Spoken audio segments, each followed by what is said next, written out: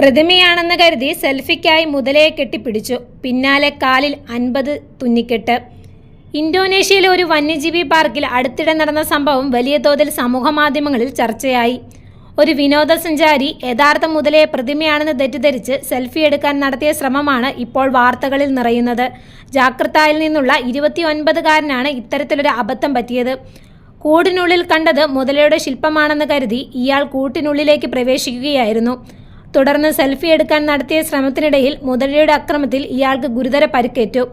റിപ്പോർട്ടുകൾ പ്രകാരം തലനാടിഴയ്ക്കാണ് ഇയാളുടെ ജീവൻ രക്ഷപ്പെട്ടതെന്നാണ് പറയുന്നത്. ഇയാൾ കൂടിനകത്ത് കയറി അരികിലെത്തുന്നതുവരെ മുതല അനങ്ങാതെ കിടന്നു. ശേഷം ഇയാൾ മുതലയ്ക്കരികിലെത്തി സെൽഫി എടുക്കാൻ ശ്രമിക്കുന്നതിനിടെ അപ്രതീക്ഷിതമായി മുതല ഇയാളുടെ കാലിൽ കടിക്കുകയായിരുന്നു. അപ്പോൾ മാത്രമാണ് താൻ അകപ്പെട്ടിരിക്കുന്ന കെണിയെക്കുറിച്ച് യുവാവിന് ബോധം വന്നത്. തുടർന്ന് ഇയാളുടെ നിലവിളി ശബ്ദം കേട്ടെത്തിയ മൃഗശാല ജീവനക്കാരാണ് അതിസാഹസികമായി മുതലയിൽ നിന്ന് ഇയാളെ രക്ഷപ്പെടുത്തി പുറത്തെത്തിച്ചത്. ഉടൻ തന്നെ ആശുപത്രിയിൽ എത്തിച്ചതിനാൽ ജീവൻ തിരിച്ചു കിട്ടിയെന്നാണ് റിപ്പോർട്ടുകൾ പറയുന്നത്. 50ലധികം സ്റ്റിച്ചുകളുണ്ട് ഇയാളുടെ കാലിൽ.